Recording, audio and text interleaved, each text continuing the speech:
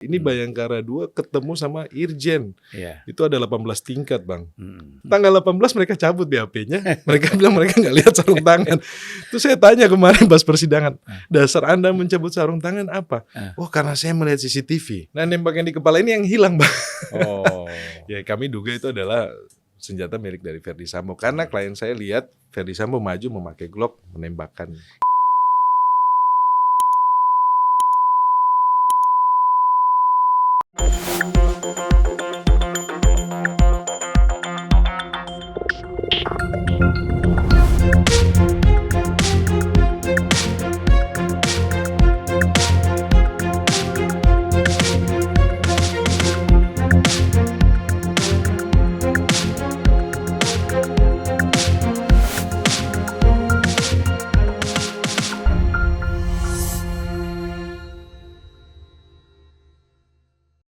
Jadi kalau kita lihat sekarang yang posisi sebagai tersangka ya, Terdakwa, Bang. terdakwa, Iya.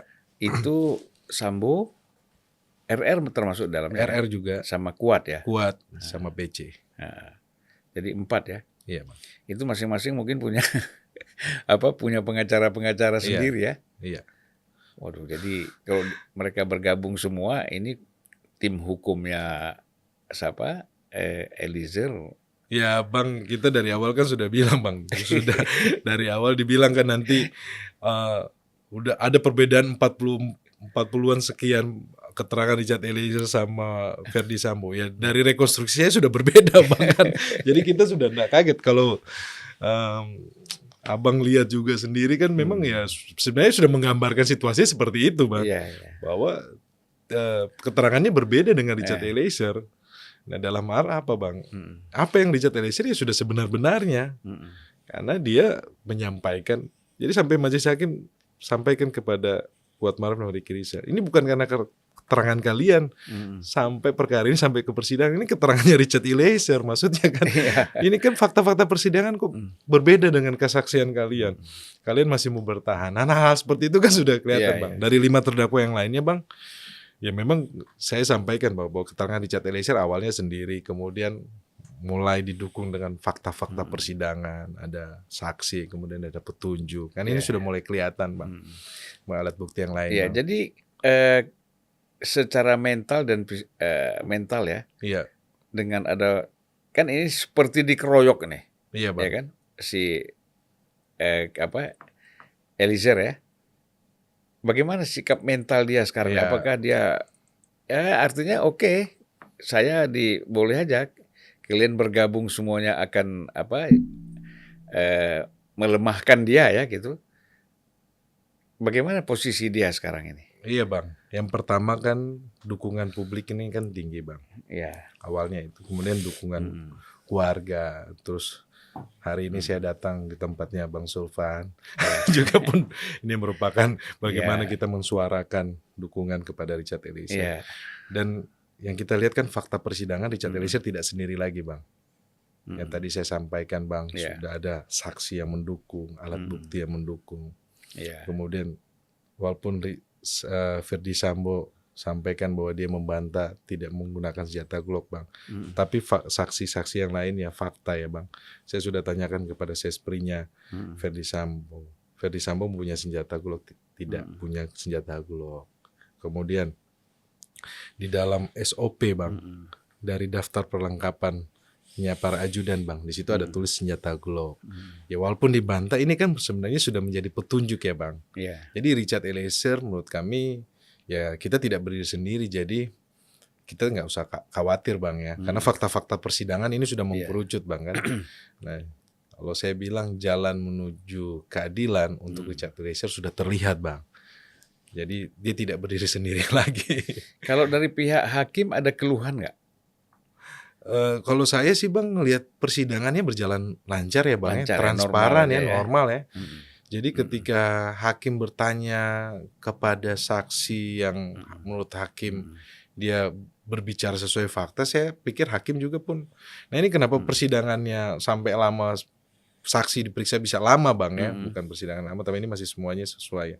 Tapi kalau Jadwalnya. ada saksi yang berbelit-belit Bang, karena Mm-mm. tidak sesuai fakta Bang. Sedangkan faktanya bukan seperti itu, kan sudah diperiksa saksi yang lainnya Bang. Iya. Jadi ketika seperti berbelit-belit begitu kan hakim dan jaksa penuntut umum juga pun mungkin berpikir ini kok pengadilan mau dimain-maini sama mereka. Jadi Kalau Richard Eliezer kan dia Iya. sudah cerita sesuai fakta Bang, Iya. sudah didukung sama keterangan saksi yang lainnya. Jadi sudah pernah ada dikonfrontir ya Sudah Bang. bahwa kebohongan yang dilakukan oleh Sambo Iya. itu sudah sampai batas mana sekarang? Udah Kalau clear belum? asisten rumah tangga kan sudah dikonfrontir sama ajudan Bang. Mm-mm. Asisten rumah tangga udah mencabut BAP-nya. Kemudian kan kalau Mm-mm. Verdi Sambo sudah dihadirkan sebagai saksi. Mm-mm. Kemarin kan sudah ditanyakan sama majelis hakim, sampai Hmm. majelis hakim sampaikan saya tidak akan atas keterangan saudara juga Mm-mm. tidak saya perlukan juga sebenarnya, bukan maksudnya saya tidak akan kita lihat karena keterangannya berbelit-belit ya Bang ya. Mm-mm. Ya, hakim juga kan punya penilaian sendiri karena mungkin dia dalam posisi ini kan dia juga mempertahankan karena dia menjadi terdakwa juga kan. Iya. Tetapi fakta persidangan lah yang berbicara Bang. Mm-mm. Bahwa ketika yang tadi saya sampaikan Ricky Rizal dan Kuatmaruf dan Verdi Sambo keterangannya satu sama lainnya juga pun tidak saling mendukung. Kemudian Richard Eliezer keterangannya sesuai dengan fakta persidangan dan alat bukti, tentunya kan majelis hakim akan melihat Bang. Iya. Ya, keterangan dari Richard Eliezer. Nah, jadi kalau seandainya sekarang kan sepertinya sudah terbukti ya ada kesaksian palsu lah Mm-mm. yang dilakukan oleh Verdi Sambo. Ini proses dia bisa apa gak dilaporkan lagi kepada pihak kepolisian? Kalau kami sih Bang fokusnya karena ini kan Richard Eliezer ya Bang ya, walaupun keterangannya berbeda Bang, kita lagi fokus kepada persidangan dakwaan ini dulu Bang. Iya. Karena kita lihat kan ancamannya kan sudah ancaman maksimal Bang, pembunuhan berencana ancamannya kan hukuman mati. Jadi kita lagi fokus terhadap Richard Eliezer terkait keterangan Verdi Sambo yang tidak sesuai, yang kita sampaikan, kita duga ini berbohong, ya silakan saya. Tapi karena kan tidak sesuai dengan alat bukti yang lainnya. Tetapi kembali lagi Bang, itu pastinya kan dari majelis hakim yang akan menilai ya. Tapi kalau kemarin kan contohnya Bang, kan di TKP itu Ricky Rizal, Kuatmaruf, Verdi Sambo, Richard Eliezer, PC di dalam kamar. Kemudian kan Ricky Rizal, Kuatmaruf sama Verdi Sambo keterangannya ada yang tidak sama. Iya. Ricky Rizal dan Kuatmaruf ini mereka bertahan. Saya tanyakan kepada saudara Kuatmaruf, Anda selain yang lie detector Bang ya, kan berbohong. Saya tanyakan, selama proses penahanan ini di tahanan satu sel sama siapa? Sama Ricky Rizal. Oh ya sudah. Jadi biar majelis hakim menilai kan mereka satu kamar ya koordinasi terus Bang. Iya. Jadi supaya sinkronisasinya, harmonisasinya jalan terus. Harusnya kan nggak boleh ya. Harusnya terpisah. Tapi kemarin majelis hakim sudah jelaskan, sudah mengeluarkan penetapan untuk dipisah. Nah, nggak lama lagi ya mungkin ya, jaksa ini kan akan membacakan tuntutan. Iya. Nah, tentu yang kita harapkan si Richard Eliezer mendapatkan hukuman yang ringan. Baik, atas Bang. Terima pengakuan kasih. dia Iya. ya, kemudian dengan sadar Iya, Bang. dia melakukan itu ya, saya kira pertimbangan hakim kan pasti menjadi pertimbangan utama juga. Betul, agar Bang. dia ini dihukum dengan ringan. Betul, Bang. Tapi kan itu kan harapan kita. Tapi upaya-upaya hukum apa yang dilakukan untuk supaya Iya, Bang. keringanan itu bisa Ini terwujud? kan kesempatan baik ini di Unpacking Indonesia Bang ya, sama Iya. Bang Sulfan. Kan kita akan melakukan pembelaan Bang. Tadi saya sampaikan itu arah pembelaan kami Bang. Pertama di bawah perintah, sikap patuh dan taatnya Bang. Karena di Iya. KUHP itu diatur terkait dengan perintah. Ya. Kemudian Bang, terkait dengan sikap batin. Nah ini saya terkait, ini akan saling berkesinambungan Bang, saling berkaitan. Ini terkait dengan pembelaan kami Bang, tentunya harapan kami adalah ini anak ini berdasarkan perintah.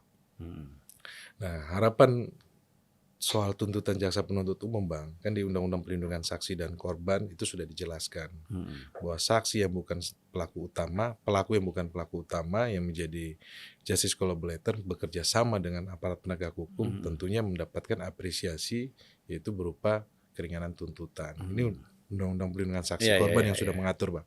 Jadi harapan kami kepada jaksa penuntut umum tanpa mendahului, kami menghormati, Bang. Dalam proses ini, kami berterima kasih kepada Bapak Jaksa Agung, kemudian kepada Bapak Jampidum.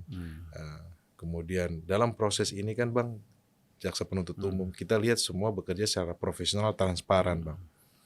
Di awal juga, di tim sus juga, Bang, kami berterima kasih kepada Bapak Kapolri, karena Bapak Kapolri, Bapak Wakapolri, Bapak Kabareskrim, tim sus yang semuanya, Pak. Kenapa? Bang, hak-hak dari seorang Richard Eliezer itu diberikan, Bang, sebagai GC ya, itu diperhatikan. Dalam persidangan ini juga pun diperhatikan oleh jaksa penuntut umum, dipisahkan. Kemudian ketika walaupun persidangannya kita bergabung, tetapi penahanannya berpisah. Kemudian diperhatikan makanannya dia, keamanannya dia, bersama-sama dengan LPSK, Bang. Fungsi dari Lembaga Perlindungan Saksi dan Korban, Bang, ya, ini menjadi edukasi kepada publik luas juga ya bahwa ada Lembaga Perlindungan Saksi dan Korban. Di sini terlihat sekali bahwa dalam kasus ini bagaimana mereka ikut mengawal, mereka ikut memberikan asesmen, mendampingi. Nah, ini baik sekali, Bang. Sehingga kedepannya kalau masyarakat juga pun ada kasus seperti ini tidak ragu untuk meminta perlindungan kepada LPSK. Nah, terkait dengan tuntutan ini, Bang, memang harapan kami kan kita sudah sampaikan surat kepada jaksa penuntut umum. Kemudian kita sudah sampaikan juga di muka persidangan. Ya, kita harapan kami bahwa Richard Eliezer ini sesuai dengan Undang-Undang Perlindungan Saksi Korban dan sesuai fakta persidangan dia kooperatif dan dia sudah menyampaikan yang sebenarnya dan dia konsisten. Sikap itu yang kami melihat bahwa sehingga LPSK mengeluarkan rekomendasi untuk terkait dengan tuntutan, Bang. Nah, tetapi sekali lagi kita kembalikan kepada kejaksaan ya. Tapi tentunya harapan kami dari tim penasihat hukum, keluarga, dan saya lihat kelihatannya publik luas juga ikut mendukung, Bang, ya. Ya pastilah. Iya. Karena kalau tanpa dia kan udah selesai ini masalah ini. Iya, Bang. Ya kan? Tidak Artinya, akan sampai ke persidangan. Tidak akan sampai ke persidangan karena nggak ada saksi kan berat. Iya. Apa yang mau disidangkan? Iya, Bang. Bukti-bukti nggak ada. Bukti-bukti TKP sudah rusak. Jadi secara pribadi ya, iya, Bang. mungkin bisa pernah bertanya kepada siapa nih, Baradae ya, kepada Eliezer, kira-kira apa sih yang menyebabkan dia ini kok semangat sekali dan berani dan mau membongkar skenario Iya, ini? Bang. Karena memang kan pertama kan dia masih mau menjadi anggota Polri, Bang. Ya, dia masih ketika ketemu sama Pak Kapolri kan dia sampaikan dia tidak mau dipecat, Bang. Iya. Itu kalau saya lihat karena dia mencintai Brimob dan dia masih mau menjadi Brimob, kemudian dia tahu bahwa ini adalah yang salah, dia harus sampaikan yang sebenar-benarnya, Bang. Karena memang dari sikap batin ya, sikap hati dari dia, kemudian ajaran dari keluarga, orang tuanya sampaikan, kita bangga kalau kamu itu berkata jujur. Kita tidak bangga kalau kamu berkata bohong. Gitu. Karena itu adalah nilai dari keluarga Richard Eliezer. Itu hal yang baik, Bang.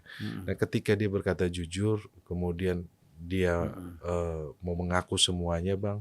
Dan juga dia merasa bahwa dia bersalah kepada almarhum Joshua, Bang.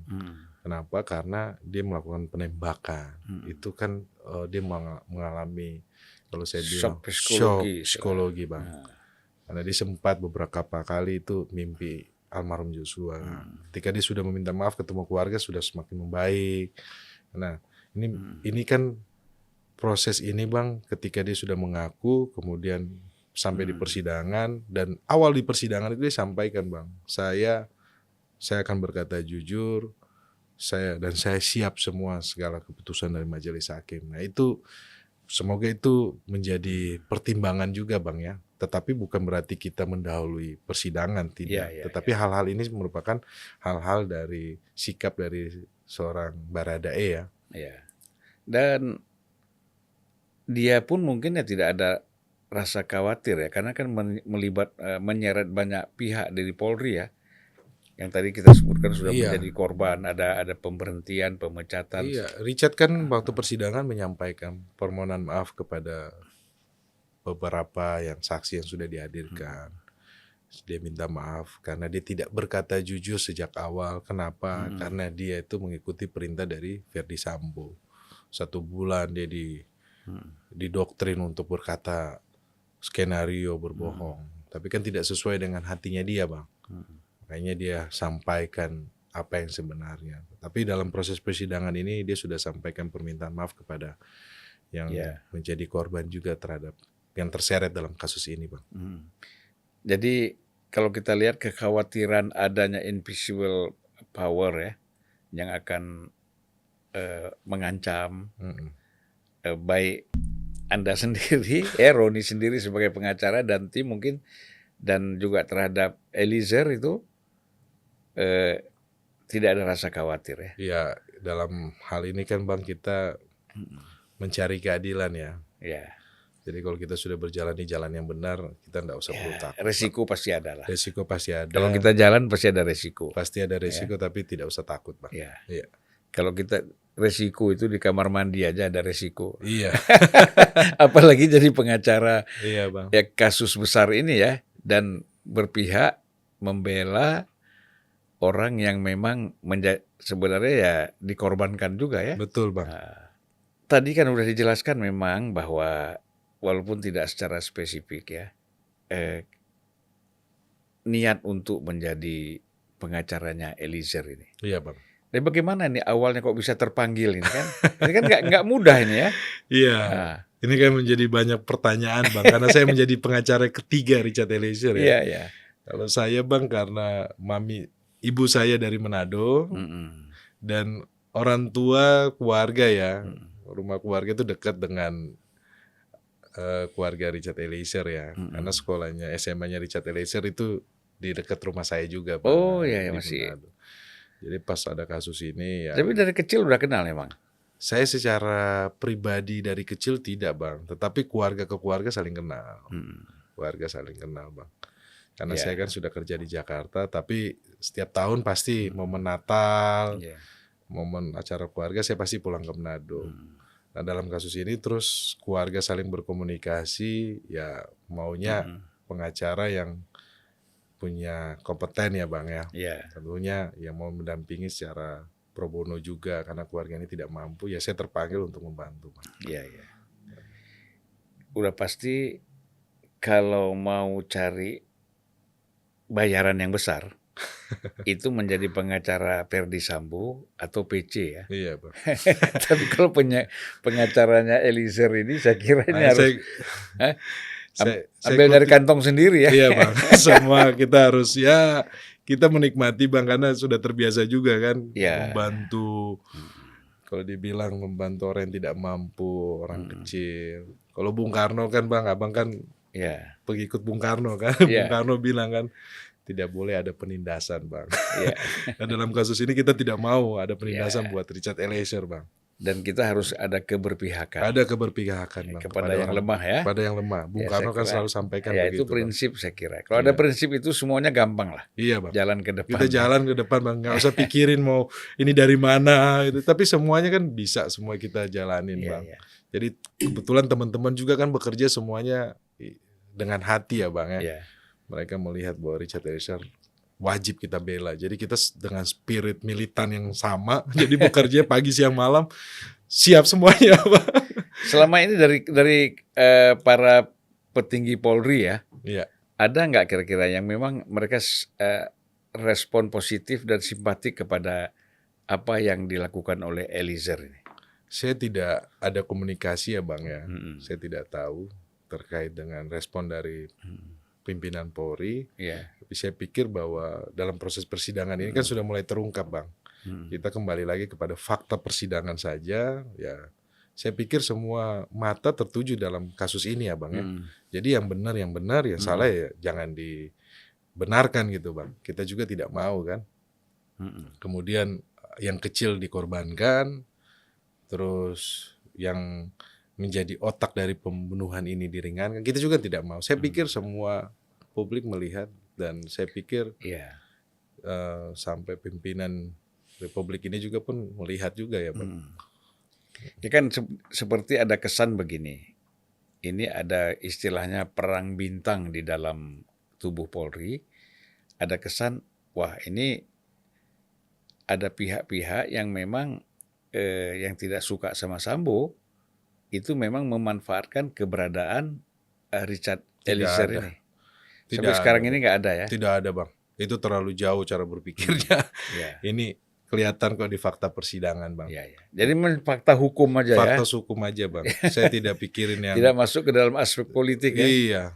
Saya tidak ada kepikiran urusan sama yang Iya. urusan-urusan ini politik Bang. Ada janji khusus nggak misalnya dari Kapolri kepada Eliezer bahwa kalau dia memang misalnya ini bersikap objektif, menyampaikan sesuatu itu dengan benar kan? Nah, tentu kan tadi salah satu kan harapan dia tidak minta supaya tidak dipecat, diberhentikan dari Polri kan gitu, anggota Polri ya. Pak Kapolri tidak sampaikan secara langsung Bang, Iya. tetapi harapannya Richard seperti itu. Mm-mm. Kan dia sudah sampaikan, tetapi Pak Kapolri tidak menyampaikan, ya kita lihat saja ya Bang. Ya, responnya juga tidak ada terbuka ya. Pak Kapolri ya sampaikan bahwa ya terkait dengan pengakuan Richard ya Richard sudah mengaku, kemudian karena status sebagai tersangka, terkait dengan kedepannya Bang seperti apa dari Polri ya saya belum bisa sampaikan atau belum tahu ya Bang ya. Ya. Kita kan tunggu proses persidangan ini aja dulu ya. Tapi harapannya tentunya Richard Eliezer masih bisa menjadi anggota BRIMOB Bang, karena itu kebanggaannya dia. Karena buat mereka itu yang sudah menjadi anggota kepolisian rasanya memang apa ya, ada kebanggaan. Ada kebanggaan Bang, karena ini kan dari keluarga tidak mampu Bang. Orang tuanya cerita keluarga kita kalau nggak jadi guru jadi nelayan. Ini anak ini jadi polisi 4 kali nyoba. Sampai dia dulu Bang pernah kerja di salah satu hotel. Kemudian dia sudah yang ketiga, keempat Bang. Salah satu temannya ini, bosnya dia kan dikerja HRD tapi merangkap jadi sopir, bersih-bersih. Anak ini rajin. Saya sudah ngobrol kan sama orang tuanya, cerita lah. Waktu tes yang keempat ini Bang, jadi dia sebenarnya sudah ya tes aja gitu. Bosnya dia ini yang di hotel ini bilang, Cat kamu nih anaknya rajin. Kamu tes aja, ambil formulir. Jadi bosnya ini dorong supaya dia ikut tes lagi. Tapi dia bilang, aduh saya kan umur, saya udah nggak. Ya udah ada itu Tamtama. Makanya dia masuk Tamtama Bang, karena umur udah lewat kan. Masuk Tamtama.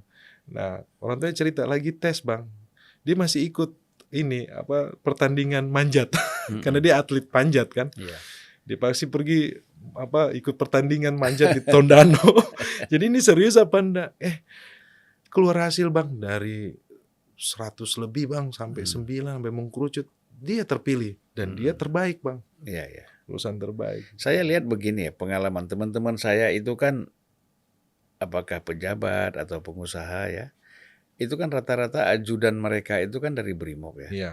Saya terus terang saya lihat mereka tuh baik-baik semua kok. Iya Bang. Baik dan disiplin ya, hormat gitu ya. Nggak mungkin nolak perintah Bang. Ya, dan profesional. Profesional. Saya lihat gitu. Jadi memang mungkin apa yang ada pada teman-teman yang saya lihat itu mungkin ya juga ada dalam dirinya Richard ya. Iya.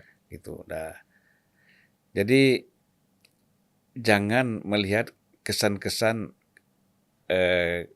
kadang-kadang kan orang kalau melihat wah ini BRIMOB polisi terus kesannya langsung negatif ya. Iya, Bang. Tapi kalau kita bersentuhan, sering bergaul dengan mereka, sebenarnya banyak yang positifnya juga. Banyak positif gitu kan? Bang. Kalau Abang lihat kan mereka juga kan patuh dan taat Bang. Nggak Ya. mungkin mereka nolak.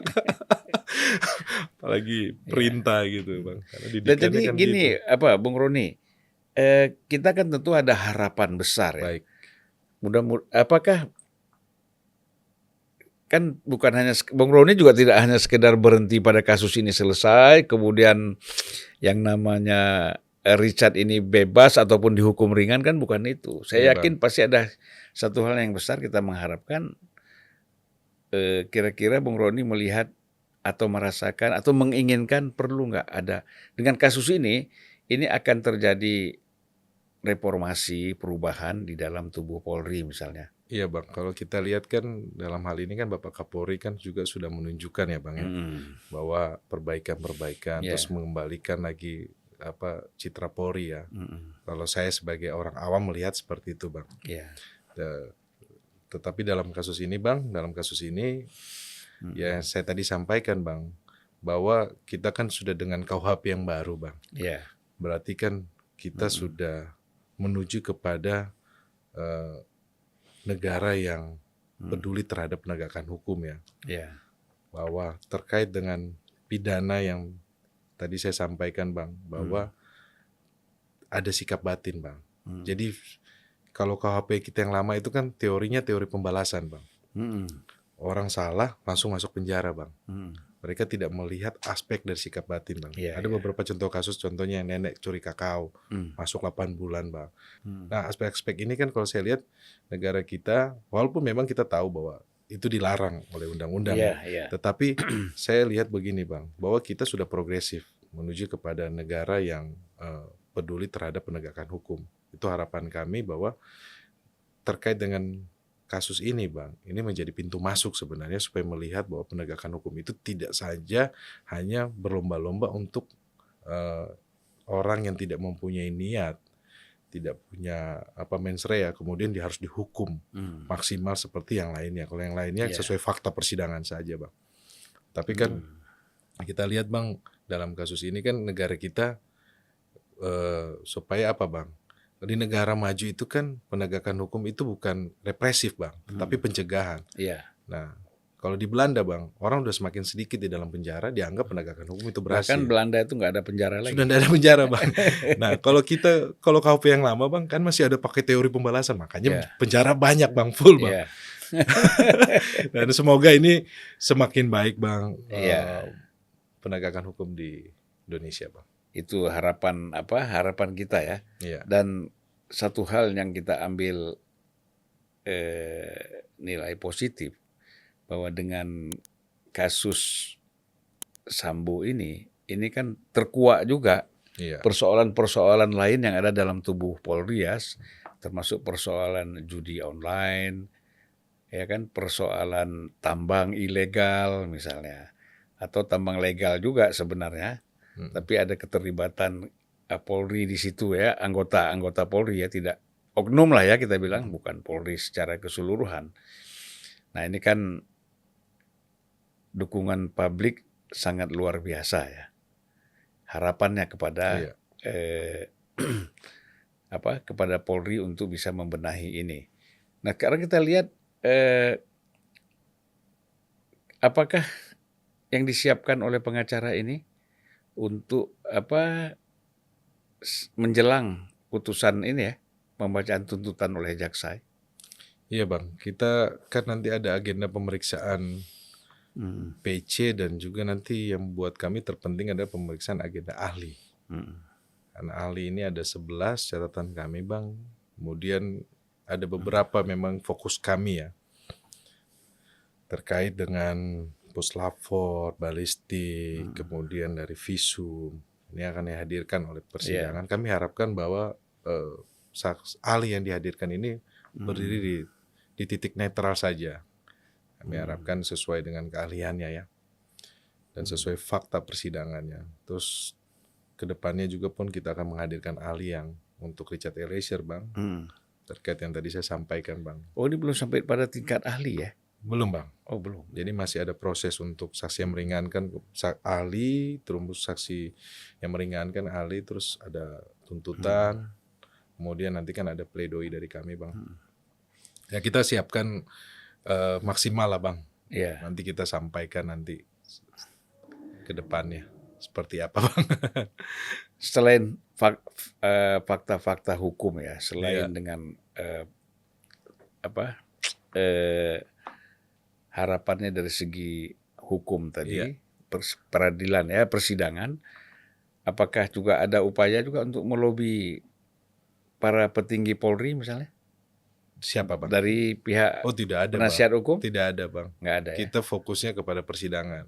Karena dalam posisi ini kan kita mencari keadilan Bang. biarlah fakta persidangan yang berbicara kan. Iya. Dari awal kan saya sampaikan Bang, kita ini semut lawan gajah Bang.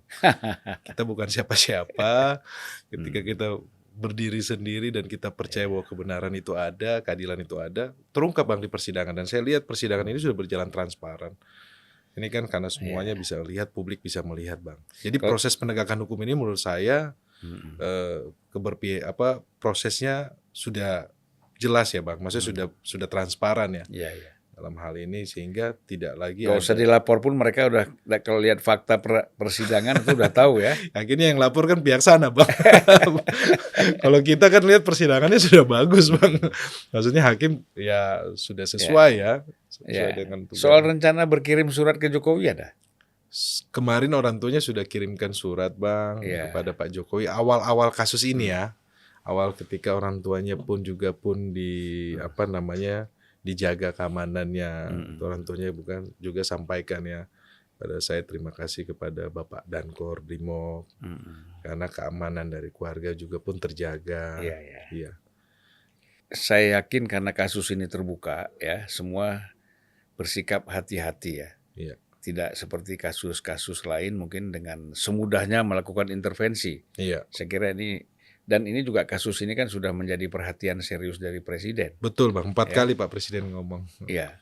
Nah, kemudian kita melihat bahwa nampaknya dari segi penasihat hukum ya, Iya. Bung Roni dan kawan-kawan itu sangat yakin bahwa jaksa dan majelis hakim ini bekerja secara profesional dan independen. Betul Bang. Karena kita kan yang mengikuti proses persidangan ini kan terlibat langsung Bang. Mereka kan karena berbicara fakta Bang. Berbicara fakta, kemudian saksi apa. Tentunya dalam proses mencari kebenaran material, Iya. hakim dan jaksa kan mereka tentunya bekerja kan secara menanyakan kepada kepada saksi kan dalam. Itu Iya, itu iya. biasa Bang sebenarnya dalam persidangan. Jadi tidak ada yang kalau disampaikan bahwa hakim ini melanggar etik apa, menurut saya tidak ada. Ya ada ya. Mereka Profesional lah profesional Bang. dan independen. Independen. Itu paling penting. Iya. Kalau hakim jaksa bisa diintervensi, aduh, Iya. itu kita capek aja kan? Iya Bang, kita kan saya sudah sampaikan Bang, jangan sampai ternodai nih proses ini karena harapan publik dan di sini kan Pak Presiden sampai ngomong berulang kali, kemudian jangan sampai tercederai lah Bang Iya. rasa keadilan itu. Target dari Bung Roni ini sebenarnya ya dengan membela Eliezer ini apa kan artinya ada target secara khusus, ada target secara umum. Target dalam kasus ini Bang, target saya adalah Richard Eliezer bebas. Itu ya. Karena di undang-undang diatur Bang, di KUHP diatur penghapusan pidana atur, Ya. pasalnya sudah ada Bang. Jadi itu yang sedang kita perjuangkan. Tapi sekali lagi terkait putusan kan kita serahkan pada majelis hakim. Tentunya saya sudah ngomong sama Richard, Abang dan teman-teman melakukan pembelaan secara maksimal. Selanjutnya kita serahkan kepada yang Maha Kuasa Iya. berdoa. Harapan dia sendiri apa kira-kira? Harapannya dia Bang mau tetap menjadi anggota BRIMOB. Itu ya. Dan untuk bebas pasti ya. Ya tentunya Bang ya, namanya dia sampaikan dia ada harapan ke situ, tetapi apapun keputusannya, kalaupun dia divonis Bang, dia tetap menjadi anggota BRIMOB. Terus ada nggak dia sampaikan kira-kira setelah bebas ini selain jadi anggota BRIMOB, kira-kira apa yang ingin dia lakukan itu? Iya, mengabdi Bang, kembali mengabdi Bang. Gitu ya. Kembali mengabdi kepada bangsa dan negara, kembali bekerja dan mengabdi pada Polri. Iya, dan siap ditugaskan kembali Bang. Dalam arti kalau penugasan kemana, dia kan dulu pernah tugas di Papua Bang, pernah tugas di Poso. Ya, Punya semangat yang tinggi Bang. Ya, saya kira memang betul bahwa Baradae ini melakukan penembakan. Iya. Nah, tetapi tadi atas perintah Atas atasannya perintah Bang. dan dia dengan terpaksa melakukan itu Iya Bang. kan faktor psikologis ya Iya, yang tadi Bang. yang harus dilihat gitu. Betul, Saya kira agama juga untuk menghukum seseorang tidak langsung melihat main potong tangan. Misalnya hukum agama dalam Islam Iya. kan potong tangan deh. Kamu jangan potong dulu. Kamu lihat dia Iya. mencuri mengapa. Betul Bang. Latar belakang itu perlu. Nah sekarang kan tadi dijelaskan oleh Bung Roni bahwa hukum kita ini sekarang mulai berkembang ke arah situ ya. Betul Bang. Melihat latar belakang secara psikologis, Betul. mengapa tindakan seseorang dilakukan itu, apa alasannya kan. Betul Bang. Ya. Sudah maju nih Bang. Maju. Sudah maju Bang. Karena sikap batin kan, karena saya kemarin ikuti, wah sudah diakomodir Bang. Sikap batin. Jadi- Kalau dulu kan Bang KUHP kan masih zaman Belanda, di tahun 50-an kan Pak Mulyatno. Kemudian kan sebenarnya di KUHP itu ada aspek psikologi, ada aspek teori pembalasannya Bang, penegakan. Nah, kemudian kan di tahun 50-an saya pelajari sejarah Bang, ketika Pak Mulyatno itu menjadi jaksa agung, akhirnya aspek psikologi itu karena terkait kepentingan penuntutan kan Bang. Iya, iya. Akhirnya kan, tapi kan dulu itu kan lagi masa-masa transisi dari politik ya Bang. Iya, Tetapi bahkan sebenarnya ada aspek psikologi yang perlu diperhatikan. transisi dari zaman sebelum merdeka ke zaman Iya. kemerdekaan. Kemerdekaan Bang. Bung Roni, ini kita biasa ya, hampir setiap acara talkshow atau dialog kita ini itu ada netizen ini kan mereka nonton ya, memang kita kasih kesempatan walaupun belum terekspos ya, tapi mereka kita kasih kesempatan untuk mereka mengikuti. Iya. Nah oleh karena itu beberapa pertanyaan mereka ini ada 3 pertanyaan ya, ini langsung disampaikan kepada Bung Roni. Iya. Mereka bertanya dari siapa ini, Bon Forte. Ini kadang-kadang netizen ini pakai namanya kan nggak pernah pakai nama asli nih, nggak apa-apalah. Iya Bang. Apakah Baradae masih memiliki kesempatan berkarir di kepolisian? Itu pertanyaan. Iya Bang. Kalau kita kan kembalikan lagi kepada Polri ya Bang. Iya. Tentunya tugas saya dan tim sebagai penasihat hukum, kita melakukan pembelaan secara maksimal terkait yang tadi harapan-harapan dari Richard Eliezer sendiri, dari keluarga kan di waktu yang baik ini kita sampaikan Bang ya, supaya bisa didengar juga. Itu kan harapannya seperti itu, tapi kembali lagi Bang kepada kepolisian. Iya. Pastilah tempat induk tempat dia bekerja ya. Iya. Ya, mudah-mudahan pihak kepolisian melihat bisa memberikan hal yang positif. Iya. Ya. Jangan menghukum kemudian mematikan masa depan orang. Betul Bang. Ya. Kemudian yang kedua ini dia bilang sampai sejauh ini kira-kira apakah motif sebenarnya pembunuhan Brigadir J? Benarkah soal pemerkosaan? Nah, ini pertanyaan dari netizen lagi nih. Saya pikir Bang fakta persidangan sudah terungkap ya. Nah, Dan kita sudah lihat keterangan dari ART, dari Kuat Maruf. Kan sudah terlihat Bang. ya. Kemudian situasinya di Magelang, fakta persidangan seperti apa. Saya pikir semuanya sudah bisa menilai lah Bang. Publik bisa menilai ya. Tetapi kan dalam kasus ini Richard Eliezer di posisi di Magelang itu, dia tidak mengetahui terjadi pelecehan atau tidak Bang. Ya. Itu fakta persidangan. Jadi bagi netizen ya, baik yang bertanya ataupun tidak bertanya, sudah jelas penjelasan dari Bung Roni sebagai pengacara dari Baradae, Richard Eliezer, Terima kasih. bahwa fakta pemerkosaan itu nggak ada ya. Karena Richard itu kan dulu dia waktu pas di Magelang ngantar makanan Bang sama Ricky Rizal. Dan memang kan kalau proses persidangan kan sudah terungkap Bang kan, ditanyakan. Karena tidak ada yang melihat Bang.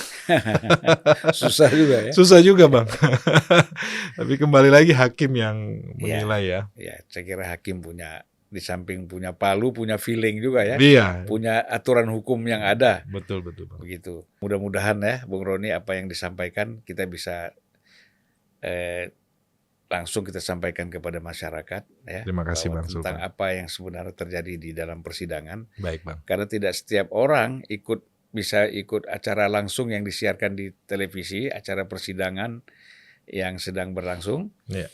Nah, mudah-mudahan dengan keterangan Bung Roni ini orang bisa mengambil manfaat dan menyerap informasi yang sesungguhnya apa yang terjadi. Baik Bang. Baik, terima kasih Bung. Terima kasih Sampai banyak jumpa lagi Bang ya. Sultan. Siap.